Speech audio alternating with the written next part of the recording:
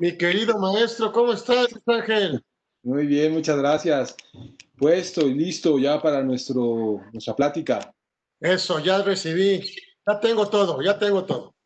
Te mandé ahí unas preguntas, cuatro preguntitas que me parecen interesantes, que creo que podríamos hacer al término de la plática.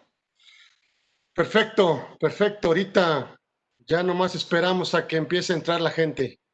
De acuerdo, A la una en puntito empezamos con quien esté. de acuerdo, perfecto.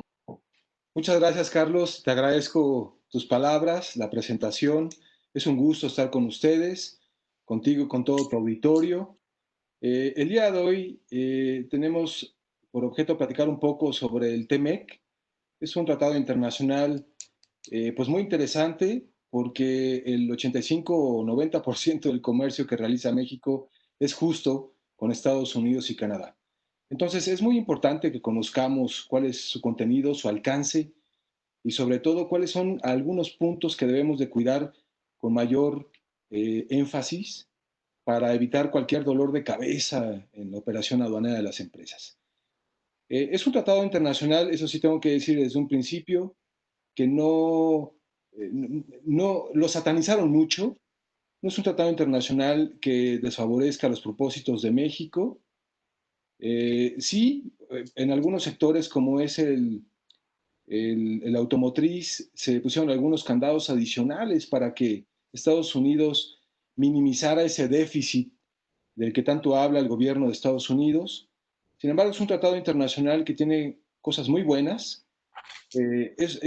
Cumple el objetivo de modernizar el Telecán, que existió históricamente. Bueno, pues platicaremos un poco sobre las generalidades de este tratado y particularmente algunos puntos que creo de interés para ustedes. Muchas gracias otra vez, Carlos, por la presentación y a todo tu auditorio por participar en esta conferencia. Gracias, Luis Ángel. La primera pregunta que a lo mejor me gustaría hacerte. eh, ¿Puedo aplicar aranceles preferenciales del TEMEC? Sí, sí se puede. Claro que sí, Carlos. ¿Cómo se aplican? Si me lo permites, me gustaría dar el comentario general que tengo preparado para ustedes. Correcto. Al final entramos a la parte de preguntas Muy que bien. después, con mucho gusto podemos resolver. Bien, pues nuevamente gracias a todos. Empezaré hablando muy brevemente sobre el antecedente de este tratado internacional. Como ustedes saben, inicia con una intención por parte del gobierno de Estados Unidos de modernizar el tratado que teníamos vigente con América del Norte, el Telecán. El 18 de mayo del 2017, el gobierno de Estados Unidos comunica al Congreso interno de Estados Unidos su intención para iniciar negociaciones con México y Canadá para la modernización del Telecán.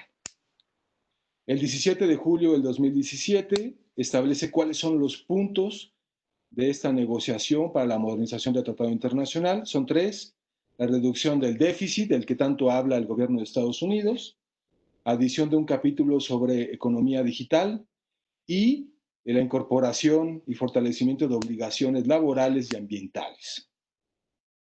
En total fueron 7 rondas de negociación que iniciaron el 16 de agosto del 2017 y concluyeron el 5 de marzo del 2018. Finalmente, el 30 de noviembre del 2018, en el marco de la cumbre de líderes del G20, el gobierno o los gobiernos de Canadá, México y Estados Unidos firman ya el texto definitivo de este nuevo tratado internacional conocido como TEMEC, por sus siglas, Tratado entre México, Estados Unidos y Canadá. Una vez suscrito este tratado internacional, en nuestro país, el 19 de junio del 2019, el Senado aprueba el texto definitivo. Lo mismo hace el gobierno de Estados Unidos el 19 de diciembre del 2019 y el Parlamento de Canadá el 13 de marzo del 2020. Fue el último tratado internacional. Este tratado internacional entra en vigor el 1 de julio del 2020, hace algunos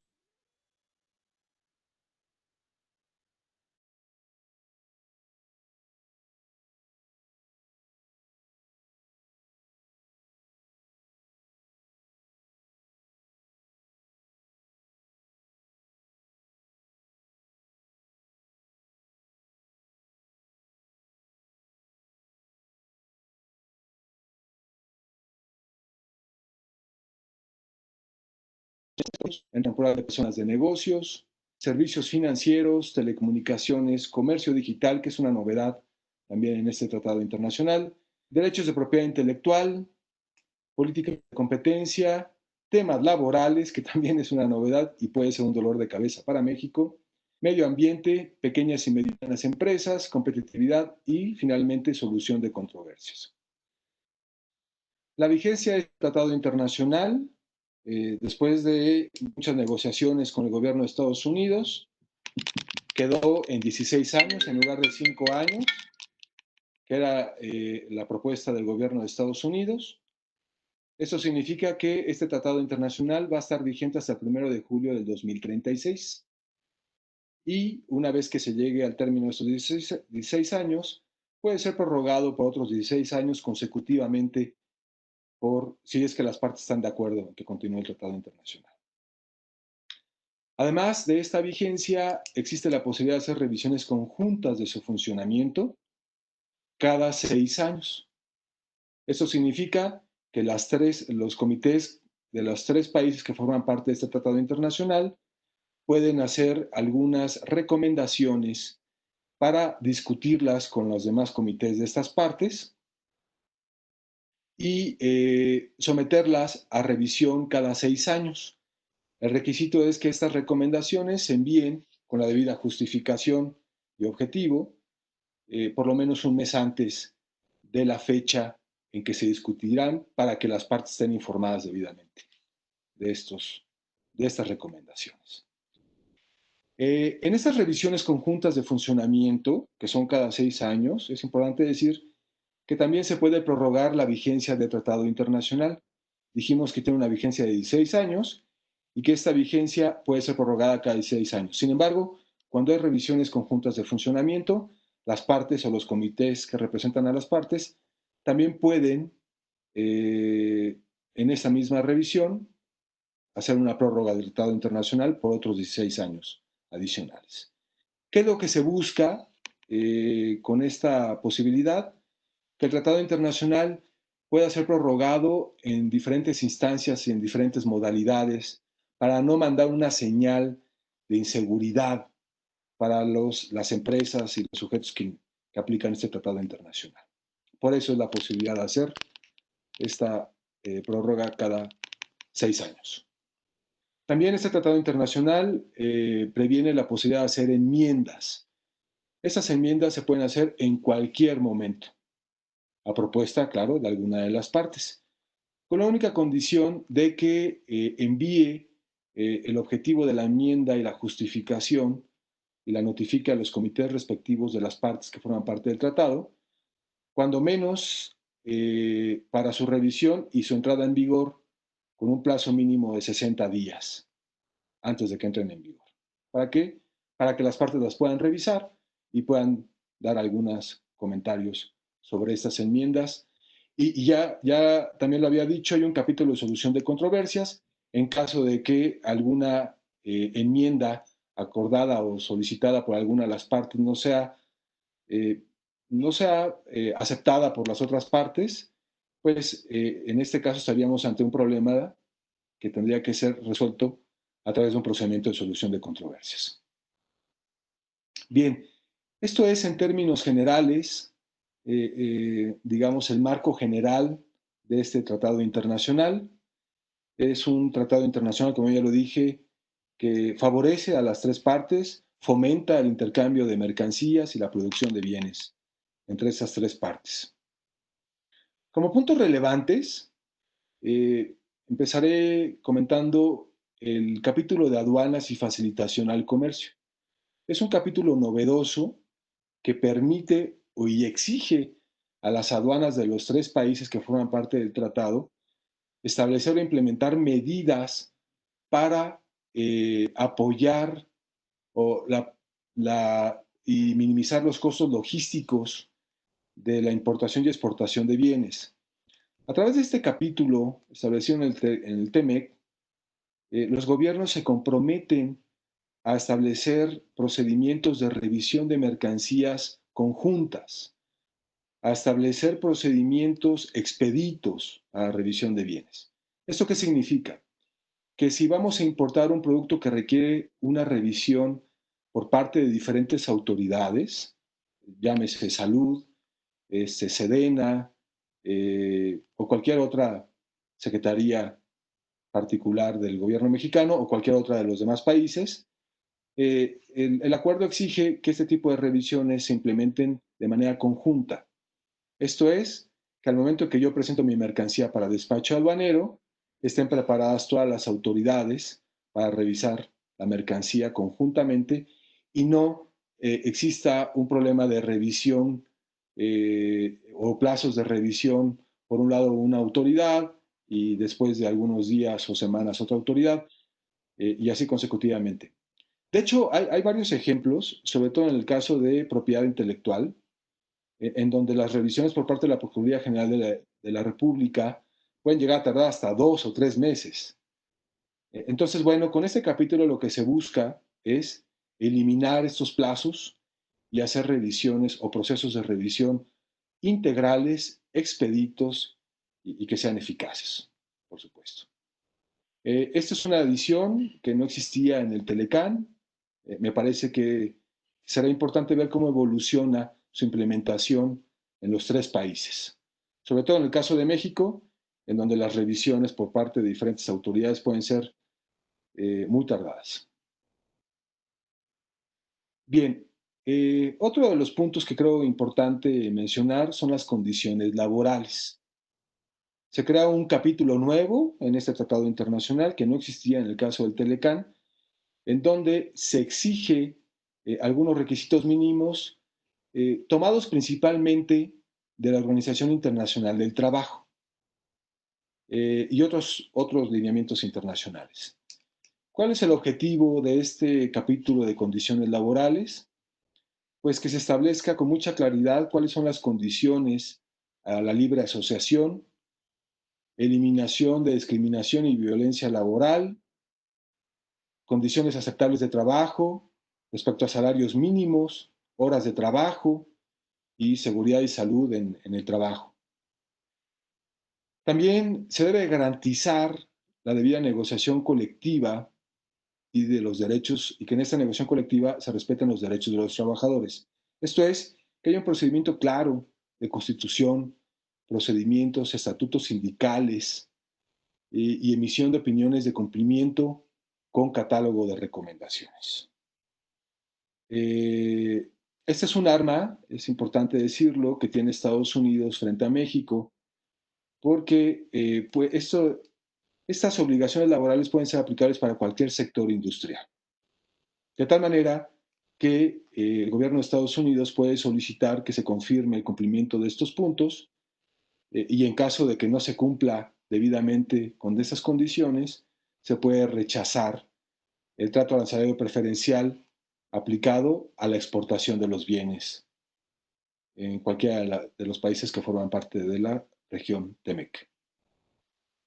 Mi recomendación sería, para este caso, revisar el capítulo de disposiciones laborales, que ya lo resumí yo en algunos puntos, y hacer una verificación interna, sobre todo si hay un sindicato establecido en la empresa, establecer cuáles son los procesos de conocimiento de las condiciones laborales, si los empleados tienen el conocimiento de esas condiciones, establecer un procedimiento de recomendaciones, de su implementación, de su seguimiento y por supuesto, pues respetar todas las normas mexicanas que están en proceso de modificación, ya fueron modificadas, pero todavía continúan en proceso de modificación, sobre todo para alinear las condiciones sujetas por el TEMEC. Otro de los capítulos que creo importantes es el de propiedad intelectual. El gobierno mexicano ha hecho muchos esfuerzos para controlar y proteger las patentes, las marcas y los derechos de autor. Actualmente existe un área interna del SAT que tiene un padrón de marcas patentes y derechos de autor. Como ustedes saben, para poder hacer una importación de una marca protegida, las autoridades mexicanas revisan que esta marca y quien importa esté autorizado para poder distribuir, importar o comercializar o hacer uso de esa marca, patente o derecho de autor. Para ello se requiere un registro ante el Instituto Mexicano de Propiedad Intelectual, el INPI, o también se puede hacer una importación con una carta de autorización por parte de una empresa autorizada. Bueno, en este caso, aunque ya hay un esfuerzo importante por nuestro país para el control, revisión y persecución de este tipo de derechos de propiedad intelectual, creemos nosotros que a partir de la incorporación de este nuevo capítulo en el TEMEC, México tendrá que hacer esfuerzos adicionales. Con lo cual es muy posible que veamos en los siguientes meses alguna propuesta por parte del gobierno mexicano de formalización de ese catálogo de empresas, de ese procedimiento que se debe de cumplir para la protección de este tipo de derechos. Creo que es necesario, es no solamente importante, sino es necesario, porque no solamente por el caso de la industria mexicana, sino, como sabemos, en el caso de los países asiáticos, particularmente China, es un país en donde este tipo de derechos no son protegidos internamente y entonces, así como México, muchos otros países también importamos productos asiáticos en donde copian o intentan copiar algunas marcas de prestigio internacional. Entonces, bueno, será importante ver cómo evoluciona las leyes mexicanas para cumplir con este capítulo. También, como ya lo había dicho, como novedad existe un capítulo de comercio de bienes digitales. Es un capítulo que simplemente establece las condiciones generales para que se dé una protección de información de este tipo de operaciones, que se asegure el flujo de la información y neutralidad del tratamiento de las nuevas tecnologías. Obviamente hay un beneficio de la exención de pago de impuestos y hay un esfuerzo cooperativo entre los tres países, autoridades de los tres países, para revisar la ciberseguridad. ¿Esto qué significa? La protección de de los productos codificados digitalmente para asegurar su correcto uso. Entonces, el capítulo incluso se propone la aceptación y validez de firmas electrónicas, de intercambio de información. ¿Qué es un producto electrónico? Pues habría que decir un producto digital. Es un programa de cómputo, texto, video, imagen, grabación de sonido o cualquier otro producto codificado digitalmente. Lo que se busca es proteger la venta o distribución comercial y su trato y validez. Todavía, aunque ya está incorporado este capítulo, todavía no hay lineamientos particulares en las leyes mexicanas con las que se pretenda dar cumplimiento a estos objetivos, a este capítulo del TEMEC. Es probable que veamos en los siguientes meses algunas reformas en las leyes mexicanas para cumplir con este objetivo.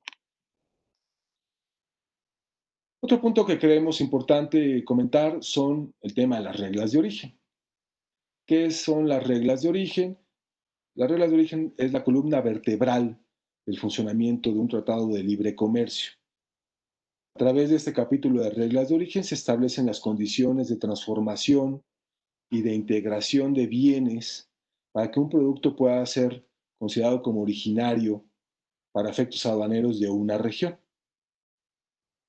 Históricamente, el Telecán establecía reglas de origen de salto arancelario. ¿Qué significa esto? Son reglas que establecen condiciones de cambio de clasificación arancelaria de los insumos o materiales utilizados para la producción de un bien final en donde el salto arancelario pues dependía de la regla específica del producto. Podía ser a nivel de capítulo, partida, subpartida o fracción arancelaria. Como ustedes saben, las fracciones arancelarias están sustentadas a través de una codificación internacional, Sistema Armonizado de Designación y Codificación de Mercancías, transpuesto en nuestra Ley de los Impuestos Generales de Importación y de Exportación. De hecho, se acaba de publicar recientemente la nueva Ley de los Impuestos Generales de Importación y de Exportación, su tarifa, y va a entrar en vigor en diciembre de este año. En esta nueva tarifa de los Impuestos Generales de Importación y Exportación, existen ya adecuaciones sobre la nomenclatura de nuevos productos. Incluso se está buscando a través de un instrumento que se llama números de identificación comercial, homologar la clasificación arancelaria de 8 dígitos a 10 dígitos, como la tienen Estados Unidos, el gobierno de Estados Unidos. Entonces, ya estamos viendo algunas muestras de cómo se están haciendo algunos ajustes en las leyes mexicanas para cumplir con los capítulos y requisitos del TEMEC. Bien, las reglas de origen en general, como ya lo decía, históricamente habían sido de salto arancelario y en este nuevo tratado internacional se establecen nuevas condiciones optativas para el cumplimiento de esta transformación suficiente a través del valor de contenido regional. ¿Qué es esto? Bien, el valor de contenido regional te exige una comparación de costos directos o indirectos contra los insumos no originarios de la región. ¿Esto qué significa? Pues es una buena noticia.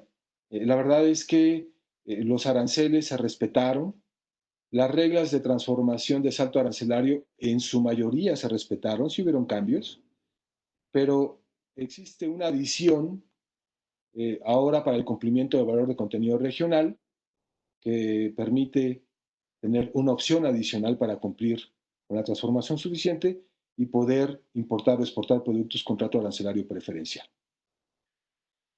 Sin embargo, hay algunos sectores que resultaron un poco lastimados con esta modificación de reglas de origen. Por ejemplo, el sector industrial automotriz. Históricamente se requería un 62% de integración de producto de la región. Este porcentaje ya aumentó a un 75%. Y también se exige, o se va a exigir a partir del 2023, que estos componentes fabricados o elaborados en la región, los países que forman parte del tratado, ahora sean producidos por empleados que ganen cuando menos $16 por hora laborada.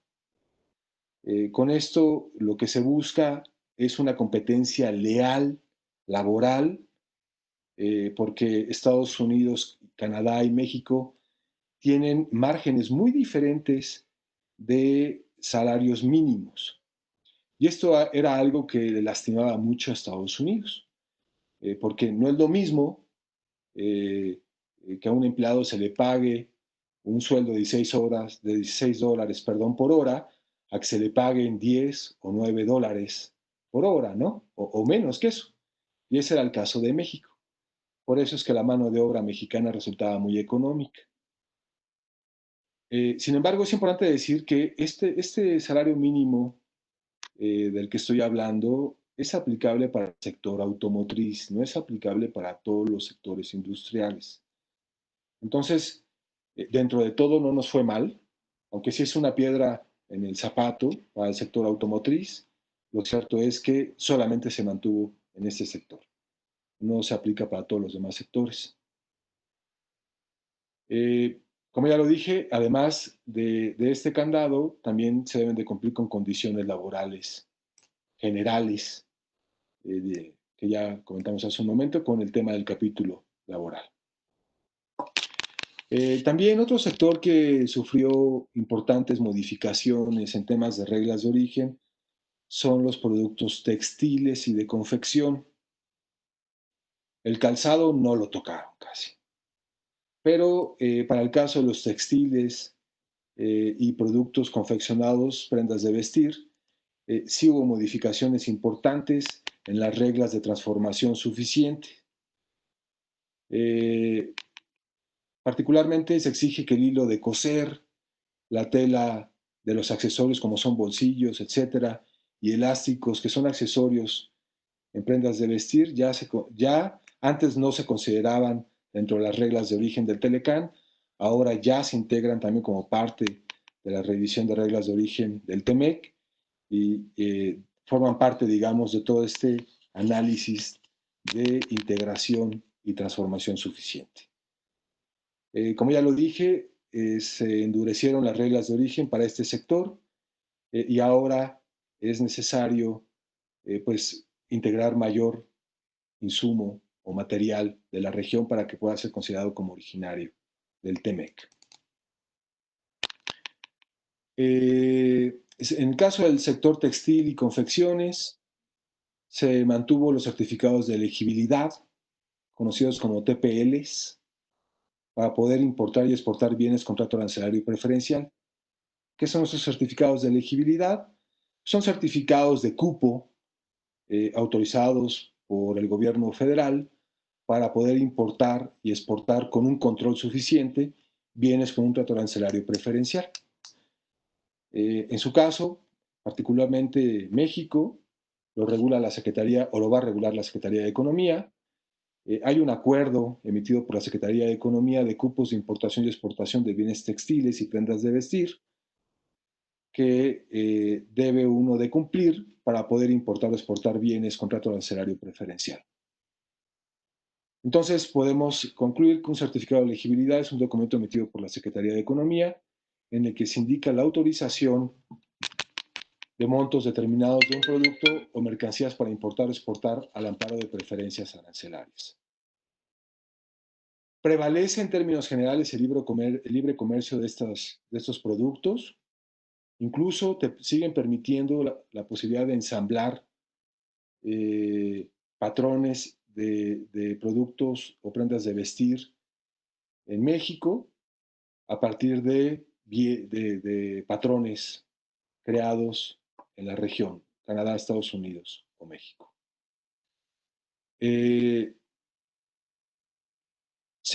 También como novedad se incluye o se amplían las facultades para verificación de origen de este tipo de productos. Ya platicaré ahorita en un momento más sobre eso, pero antes se manejaban bajo condiciones generales de verificación de origen, ahora tienen condiciones particulares.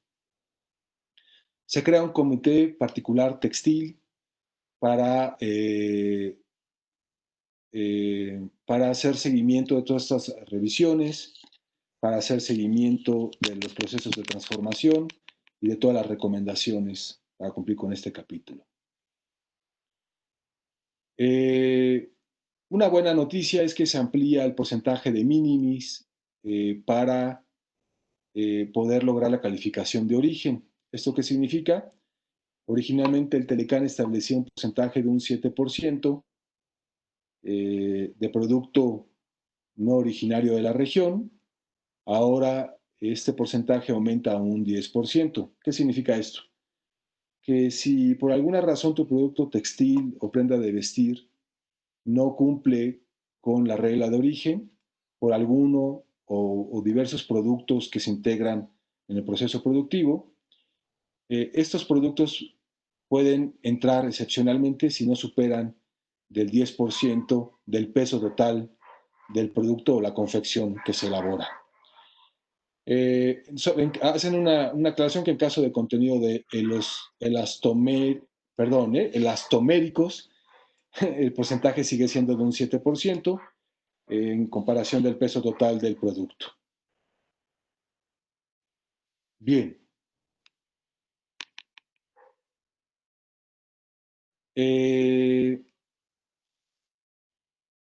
Hablando de certificación de origen, hay un nuevo modelo de certificación que antes teníamos un formato obligatorio Ahora ya no existe un formato obligatorio, pero sí hay que cumplir con diferentes requisitos. ¿Qué requisitos son? Pues es una declaración por parte de quien emite la declaración de origen. Es una leyenda que establece el propio capítulo de reglas de origen del TEMEC. Esta declaración de origen la puede hacer el proveedor, perdón, el productor, el exportador o el importador. Esta es una novedad, ya que en el caso del Telecán solamente podía emitir un certificado de origen el productor o el exportador de los bienes. Ahora, en el caso del TEMEC, se incorpora la posibilidad de que el importador realice la certificación o la declaración de origen de los bienes que importa. Sin embargo, en este último caso, México se reservó la posibilidad de aplicar la certificación por parte del importador por 3 años y medio. Eso significa que hasta enero del 2023, México puede, como importador, certificar los bienes de importación. Esto tiene lógica, dado la negociación y aceptación de otros tratados internacionales. En el caso del TPP, que también es un tratado internacional reciente, también se establece la posibilidad de que el importador pueda certificar los bienes de importación, pero también hay una reserva de plazo para que en enero del 2023 pueda aplicar este beneficio. La declaración de origen tiene que cumplir con una leyenda, como ya lo había dicho, donde se certifica o se declara que se certifica bajo protesta de decir verdad los bienes que cumplen con el trato de transformación suficiente. Se debe indicar los datos del productor, del exportador, del importador, esto es domicilio, correo electrónico, teléfonos de contacto. Se debe declarar la mercancía con el mayor detalle posible, su clasificación arancelaria a nivel de 6 dígitos, su partida, como ya existía en el caso del Telecán, la obligación, los criterios de origen con los que cumpliste el grado de transformación suficiente pues obviamente los requisitos de fecha de expedición y datos de contacto de quien emite esta declaración de origen. Como en el caso del Telecán, esta declaración de origen puede ser utilizada para una sola operación o para múltiples operaciones en un periodo de 12 meses. En el caso de verificaciones de origen, en el caso del TEMEC se mantienen las mismas opciones que manejaba el Telecán, con algunos cambios en los tiempos y procesos de estas revisiones de origen. Esto es, en caso de que exista duda sobre la correcta aplicación de aranceles preferenciales de un producto importado, esta autoridad puede emitir una solicitud por escrito o cuestionarios al productor exportador de los bienes, puede hacer una visita de verificación directamente al extranjero, al productor o al exportador de los bienes, o establece el tratado que también se puede establecer cualquier otro procedimiento determinado por las partes en ánimo de cooperación. El envío de cuestionarios funciona como funcionaba en el caso del Telecán. Se envían directamente al productor exportador de los bienes. Este residente extranjero tiene 30 días para contestar los cuestionarios y proporcionar toda la información. En caso de que la autoridad que analice la información considere que la información proporcionada no es suficiente para demostrar el origen aduanero de los bienes, otorgará un plazo adicional de 30 días bajo la amenaza de negativa de trato arancelario preferencial. Esto queda igual, como en el caso del Telecán, no cambia. En el caso de visitas de verificación de origen, se tienen que notificar al productor o exportador de los bienes. Se puede pedir una prórroga dentro del plazo de los primeros 15 días siguientes a la fecha de notificación. La notificación tiene que ser efectuada con un plazo mínimo de 30 días a la fecha en que la autoridad auditora acudiría a las instalaciones para revisar el proceso productivo. Y bueno, existe la posibilidad de prorrogarlo por un plazo de 30 días o 60 días adicionales, si es que lo solicita la propia autoridad auditora. Esto ya venía en el caso del Telecán.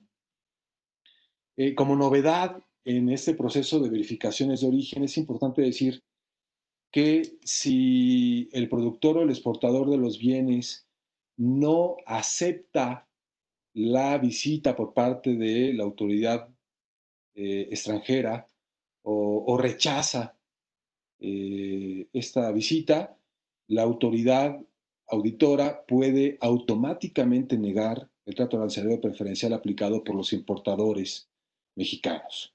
Esto es importante que lo sepan porque sucede y sucede muy seguido que en las auditorías efectuadas a los residentes en el extranjero, tanto canadienses como en Estados Unidos, no le dan la importancia necesaria, no la atienden debidamente y puede suceder que no confirmen la aceptación para la visita por parte de las autoridades extranjeras para la verificación de origen y automáticamente se puede negar el trato arancelario preferencial. Eso es muy importante. Bien, como novedad, en el caso de verificaciones o visitas de verificación de origen,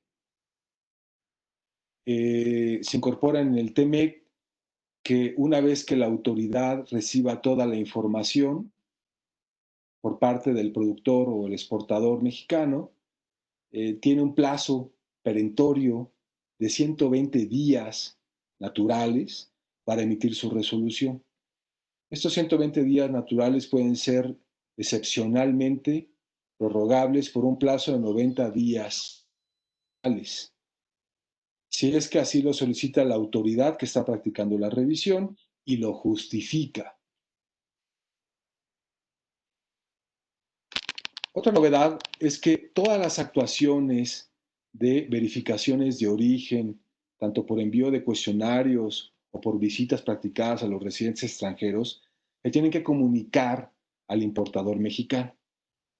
En el caso del Telecán ya existía a través de reglas de comercio exterior una obligación por parte de la autoridad mexicana para notificarle al importador del inicio de esta verificación de origen. Sin embargo, esta obligación ahora ya está integrada dentro del tratado internacional, el nuevo tratado internacional, y es una obligación que debe cumplir forzosamente las diferentes autoridades, las autoridades auditoras de cualquiera de los tres países miembros del tratado internacional. También se exige que cualquier auditoría que se practique a un residente extranjero tiene que ser comunicado a la autoridad del país donde se encuentra ese residente extranjero. También como novedad se indica a través de reglas uniformes de la aplicación del Tratado Internacional, ojo, esto es importante, que en caso de que se inicie una verificación de origen, ya sea a través de envío de cuestionarios o una visita directamente al proveedor extranjero, al productor extranjero o exportador, se pueda tomar la dirección que aparece en el certificado de origen utilizado por el importador mexicano. ¿Esto qué significa?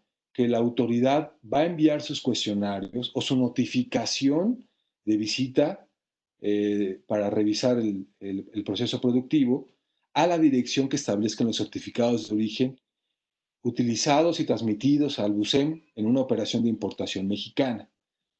En mi experiencia, he podido ver en muchas ocasiones que los certificados no tienen debidamente actualizados las fechas no, las direcciones del productor o el exportador extranjero.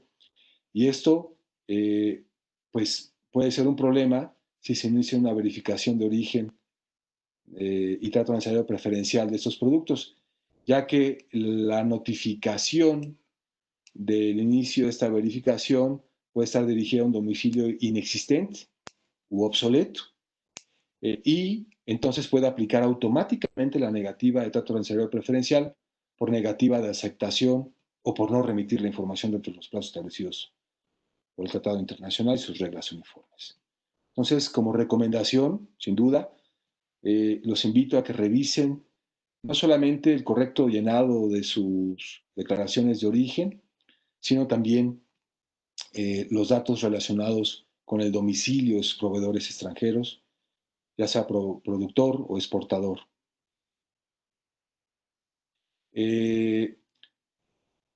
Básicamente, eso es, en términos generales, los comentarios que tengo sobre el TEMEC. Y me gustaría dejar tiempo, porque ya faltan casi 15 minutos, para preguntas y respuestas. Gracias, Luis Ángel. Bueno, si quieres, vamos a empezar con algunas. Tengo 4 preguntas, a ver si con esto contestamos a la mayoría, si no nos las mandan. ¿Puedo aplicar aranceles preferenciales del TEMEC? Sí, los puedes aplicar de 2 maneras. Ya Ajá. sea directamente con un certificado de origen vigente, emitido previamente a la fecha de la importación, que cuenta con los requisitos del capítulo 5, como ya los dije, datos del productor, del exportador, del importador, descripción de la mercancía, clasificación arancelaria, criterio de origen, etcétera. Lo puedes aplicar al momento de la importación, se tiene que transmitir este certificado, pero también existe la posibilidad, como existía en el caso del Telecán, de poder aplicar retroactivamente aranceles preferenciales. Ojo, estoy hablando de aranceles, no de derechos. Como en el caso del Telecán, el TEMEC también establece la posibilidad de aplicar un derecho de trámite aduanero de 0, si uno cuenta con un certificado de origen de este tratado internacional. Entonces, bueno, en el caso del TEMEC, de manera muy particular, elimina la posibilidad de aplicar retroactivamente derechos como el DTA, retroactivamente, y establecen solamente la posibilidad para aplicar retroactivamente aranceles preferenciales. ¿Cómo se debe de hacer esta aplicación retroactiva? Se tiene que hacer una solicitud de trato arancelario preferencial a través de una rectificación de pedimento, que tiene que proporcionar el sustento del origen de la mercancía, un certificado de origen o una declaración por parte del productor o el exportador, y se tiene que hacer una solicitud formal para la aplicación retroactiva de estos aranceles preferenciales. ¿Qué pasaría, por ejemplo, si en una declaración de origen no cumple con los requisitos establecidos por el Tratado Internacional? Esa es una excelente pregunta, Carlos. Mira, sucede que por las prisas y ahora que ya no hay un formato establecido, sino una simple declaración, que aprovecho para decir, esta declaración puede ser electrónica, o sea, a través de un correo por parte del productor o el exportador de los bienes. Ya no necesita llevar firma autógrafa, incluso puede ser firma digital o electrónica. Entonces, si hubiera alguna omisión que pudiera afectar la validez de esta declaración de origen, la autoridad mexicana tiene la obligación de otorgar un plazo de 5 días como mínimo para que se corrija la omisión y el importador mexicano presente la información complementaria. Esto ya existía en el caso del Telecán, a través de sus reglas uniformes. Ahora también se respeta a través del TEMEC en reglas uniformes como en el propio tratado internacional. Perfecto. Déjame comentar algo adicional, Sí. Carlos. También se establece a través del tratado que aquellos errores menores o discrepancias menores no deben ser utilizados como justificación para invalidar o negar el trato arancelario preferencial. Entonces, tendrá que ser justificado el rechazo por parte de una autoridad mexicana o una autoridad de cualquiera de los otros países de la región, Canadá o Estados Unidos. O bien, si nosotros detectamos que hay una inconsistencia con el certificado, no necesitamos esperar a que ninguna autoridad nos toque la puerta y nos diga que tenemos un plazo de 5 días para corregir la declaración de origen. Hagámoslo antes y además contamos con la facilidad de que el artículo 73 del Código Fiscal de la Federación establece la posibilidad de autocorrección y puede ser espontánea si es que la autoridad no ha iniciado alguna gestión para su revisión o no ha detectado la irregularidad. De tal manera que si existe algún error en el llenado con el cumplimiento de los requisitos de esta declaración de origen, nosotros de manera autorregulatoria podemos hacer la rectificación o, si lo detecta la autoridad, contamos con un plazo también para poder hacer esta rectificación. Muy bien. Otra pregunta. ¿Qué plazo y documentos debo de conservar o debe de conservar el productor o el exportador de un bien certificado como originario? Correcto. Creo que es importante decir que las verificaciones de origen, antes de contestar tu pregunta, Carlos, las verificaciones de origen son muy comunes. Eh, Pensábamos hace algunos años que una certificación emitida por un productor o exportador extranjero, pues era prueba de balas, era muy difícil si existía algún error en esta declaración o en el proceso de producción, pero hay que declarar a alguna autoridad. Sin embargo, sucedía que estas certificaciones se emitían con mucha regularidad sin que los productores o exportadores revisaran adecuadamente el cumplimiento de la transformación suficiente, la regla de origen. De tal manera que incluso durante la vigencia del Telecán existían muchas verificaciones de origen y muchas negativas de trato arancelario preferencial. Entonces, es importante señalar y sensibilizar a los proveedores extranjeros que revisen las reglas de origen de cumplimiento establecidas por el Tratado Internacional y cuáles son estos documentos que se deben de conservar. Es información de adquisición, costos, valor, envío y pago de las mercancías que se importan o que se exportan, perdón. También la información de costos, valores, envío y pago de todos los materiales o insumos que se utilizan para la producción del bien y toda la información de producción del bien. ¿Qué significa esto? Que en una auditoría por parte de una autoridad de verificación de origen, te van a pedir que tú presentes lo que le llaman boom de materiales, o sea, la composición del producto, la integración del producto de exportación, en qué porcentaje, cuáles son las fracciones arancelarias que aplican para estos materiales o insumos, y te van a pedir que demuestres cuáles son los costos, los orígenes y los proveedores de esos materiales y insumos. Y además, cómo los integraste en el proceso productivo. Ojo, no está fácil hacerlo. Entonces, no solamente debes de presentar toda la información de costeo, de adquisición, incluso de pago o transferencia de dinero para el pago de esos materiales o insumos, sino también cómo se incorporaron en ese proceso productivo. Entonces, es un asunto complicado. El plazo que debes de conservar la documentación es de 5 años. Esto es un plazo que además está expuesto en el Código Fiscal de la Federación. Entonces, en el Tratado Internacional se establece como mínimo este plazo de 5 años para conservar los documentos. 5 años. Ok. Y a partir del 1 de julio, eh, obviamente de este año, se pueden realizar verificaciones de origen para bienes importados al amparo del Telecán.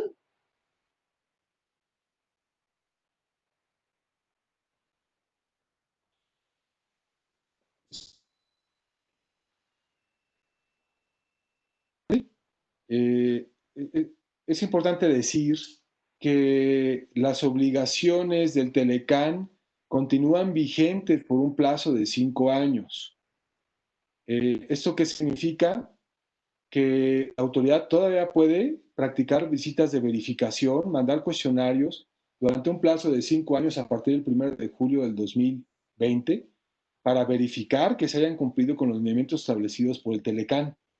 Entonces, no pensemos que porque ya tenemos un nuevo tratado internacional ya nos podemos lavar las manos fácilmente de las obligaciones del Telecán.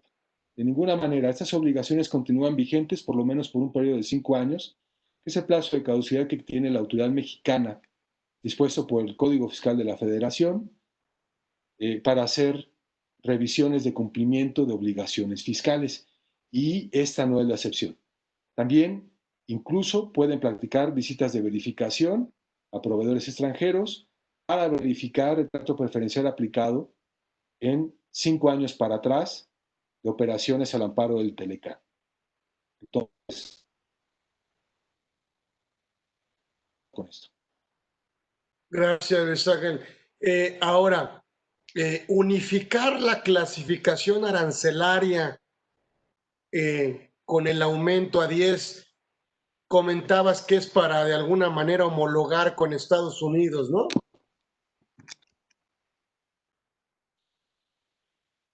Sí, correcto. A ver, lo repito. Hay Sí, sí un... me escuchaste, ¿verdad? Será un beneficio, ¿verdad? Bueno, sí y no. Actualmente se están unificando, se está haciendo un intento de unificación de la nomenclatura de esta tarifa de importación y exportación conforme a los lineamientos establecidos por Estados Unidos y Canadá. Las modificaciones de esta nueva LIGI, Ley de los Impuestos Generales de Importación y Exportación, entrarán en vigor en diciembre de este año, y ahí se incorporarán números de identificación comercial. Nada más, ojo, y esta declaración es de seguimiento, de cumplimiento, la han hecho las propias autoridades de la Secretaría de Economía y del SAT, que los números de identificación comercial, que también entrarán en vigor en diciembre de este año, de lo cual se sabe muy poco, pero es una obligación que entrará en vigor. Si tú no los declaras adecuadamente en tus operaciones de importación, puedes tener un problema de identificación que te puede llevar a un embargo de mercancías y a un inicio de un procedimiento administrativo en materia aduanera. Entonces, es una obligación que se debe de vigilar con mucho cuidado, y que también puede llevar a la suspensión de la patente del agente aduanal, y muy probablemente, aunque ahorita no se encuentran reglas, podría llevarnos también a una suspensión del padrón de importadores. Correcto. Bueno, pues me da muchísimo gusto que hayas estado con nosotros.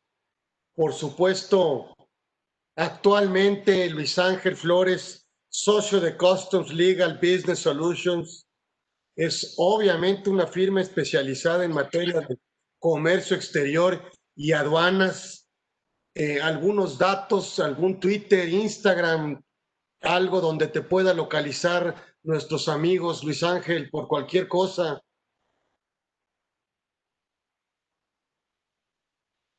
Con mucho gusto, Carlos, gracias por la ventana que me das. Con mucho gusto, estamos a sus órdenes. En la página de internet vienen mis datos, que es flores y guión intermedio asociados.com. Ahí nos encontramos a sus órdenes para poder resolver cualquier duda, o a través de Orozco Felgueres, nuestros amigos especialistas también en materia fiscal, con mucho gusto para resolver cualquier duda. Pues muchísimas gracias. Por supuesto, un tema complejo, ¿no? Un tema complejo, Sí, sin duda. nos dicen extenso, pero bueno, pues tenemos que estar a la Sí. vanguardia y actualizados. Y qué mejor que nos platiques de este tema tú, que eres el experto, mi querido Luis Ángel Flores Rodríguez, a quien agradezco profundamente que haya estado con nosotros. Muchísimas gracias y te seguiremos. Ojalá puedas seguir aceptando nuestras invitaciones. ¿Mm? Mucho gusto, Carlos. Muchas gracias nuevamente por la confianza y la posibilidad de dar esta plática. Pido una disculpa de haber sido un tema que abordé de manera muy rápida, pero pues tenemos una hora y es un tiempo relativamente corto para exponer un tema tan extenso, ¿no? Pero con mucho gusto estamos a la orden para resolver cualquier otra duda a través de los datos de contacto que ya comentamos. Pues muchísimas gracias a todos. Próximo miércoles nos vemos. Tendremos también una gran invitada, la doctora Patricia López López. Por supuesto, nos hablará de todo este tema del régimen fiscal o del cumplimiento fiscal cuando yo recibo ingresos de plataformas digitales. Entonces, nos vemos próximo. Interesante. Interesante, nos vemos próximo miércoles y muchísimas gracias aquí en esta emisión de Conversando con Orfe, por supuesto, pues, con los mejores fiscalistas y amigos. No fue la excepción. Muchísimas gracias, Luis Ángel Flores Rodríguez. Gracias a ustedes. Gracias a todos. Muchas gracias. Que tengan un buen día. Gracias a todos.